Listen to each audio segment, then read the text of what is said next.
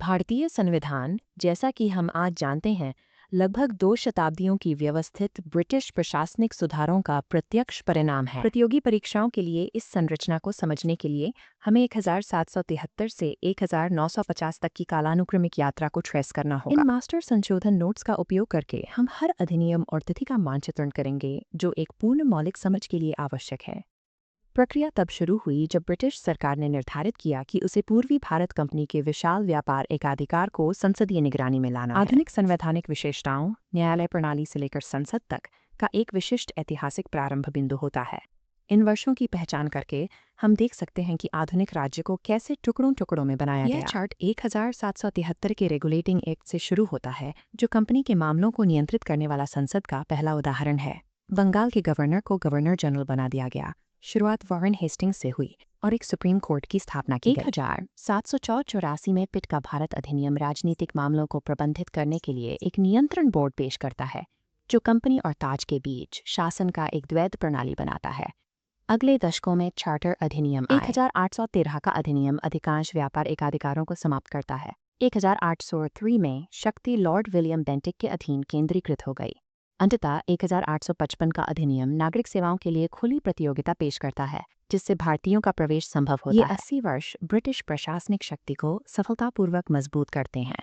हालांकि इस पूरी केंद्रीकरण की अवधि के दौरान भारतीय निवासी अपने स्वयं के क्षेत्र पर शासन करने वाली कानूनी और राजनीतिक निर्णय लेने की प्रक्रियाओं से पूरी तरह से बाहर रहे। 1857 का विद्रोह एक मोड़ था, जिसने कंपनी की शासन करने की असमर्थता को उजागर किया। इसके जवाब में 1858 का अधिनियम कंपनी को समाप्त करता है और शक्ति को ब्रिटिश ताज को स्थानांतरित करता है। इसने एक सचिव को स्थापित किया और गवर्नर जनरल का नाम बदलकर वायसराय रखा।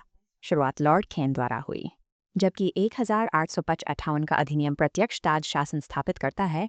यह एक उच्च केंद्रीकृत नौकरशाही संरचना को बनाए रखता है, एक ऐसा प्रणाली जिसे भविष्य के स्वतंत्र भारतीय राज्य ने अंततः अपनी प्रशासनिक नींव के रूप में उपयोग करना था। भारतीय परिषद के अधिनियम 1861 और 1892 भारतीयों को कानून बनाने में शामिल करने के लिए पहले सीमित प्रयास थे। 1861 ने पोर्टफोलियो प्रणाली पेश की, जबकि 1892 ने भारतीय सदस्यों को बजट पर चर्चा करने और कार्यकारी से सवाल पूछने का अधिकार दिया। इसके बाद 1909 के मोर्लेमेंटो सुधारों ने मुसलमानों के लिए एक अलग निर्वाचक मंडल पेश किया, यह सुनिश्चित करते हुए कि मुस्लिम प्रतिनिधियों को केवल मुस्लिम मतदाताओं द्वारा चुना जाए।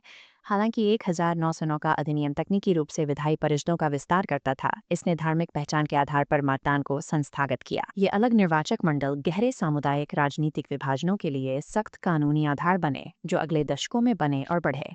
1919 के मॉन्टेग्यू चेम्सफोर्ड सुधारों ने डायरकी पेश की, जो प्रांतीय शक्तियों को विभाजित करती है।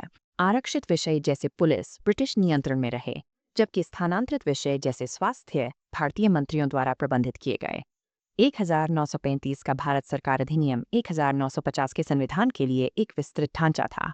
इसने प्रांतीय स्वायत्ता के लिए पदानुक्रम को समाप्त किया और 3 विधायी सूचियों के साथ हमारे संघीय ढांचे को पेश किया, जबकि संघीय न्यायालय और रिजर्व बैंक की स्थापना की। 1935 का अधिनियम उन प्रशासनिक यांत्रिकी प्रदान करता है जिसका आधुनिक भारत आज भी उपयोग करता है। राजनीति के छात्रों के लिए यह अधिनियम हमारे सरकार के संचालन नियमों का प्राथमिक स्रोत है। द्वितीय विश्व युद्ध के दौरान ब्रिटिशों ने त्वरित रियायतें दी।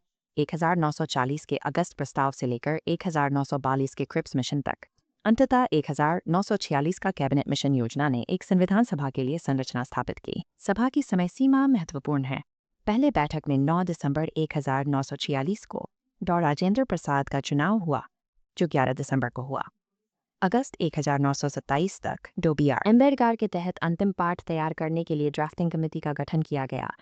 ब्रिटिश कानूनों के 170 वर्षों के बाद इस समिति ने उस संक्रमण को चिह्नित किया जब भारतीयों ने अंततः अपने राष्ट्रीय कानूनी ढांचे का औपचारिक मसौदा तैयार करना शुरू किया। अंतिम तिथियों में एक महत्वपूर्ण अंतर है। 26 नवंबर 1949 वह दिन था जब संविधान को आधिकारिक रूप से सभा द्वारा अपनाया और लागू किया गया। इसे अब संविधान दिवस के रूप में चिह्नित किया गया है। पूर्ण कार्यान्वयन 26 जनवरी 1950 को हुआ, जब भारत एक गणराज्य बना और डॉ राजेंद्र प्रसाद राष्ट्रपति बने।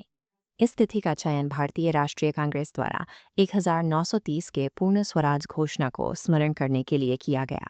यह समय रेखा पूरी विकास को संक्षेप में प्रस्तुत करती है। 1873 में पहले नियमों से लेकर ऑरियन में ताज शासन की ओर, एसानस की 2 चैम्बर शासन, एक 946 की सभा तक, एक 950 के कार्यान्वयन तक। यह तस्वीर संविधान सभा की बैठक को दर्शाती है। यह उपनिवेशी कॉरपोरेट शासन से एक स्वतंत्र संप्रभु गणराज्य में परिवर्तन की 2 शताब्दियों के अंत का प्रतिनिधित्व करती है। इस प्रशासनिक परिवर्तनों की कालानुक्रमिक श्रृंखला की पहचान करके आप देख सकते हैं कि आधुनिक भारतीय राज्य कैसे निर्मित हुआ। इन अधिनियमों को समझना किसी भी प्रतियोगी परीक्षा में भारतीय राजनीति में महारत हासिल करने के लिए आवश्यक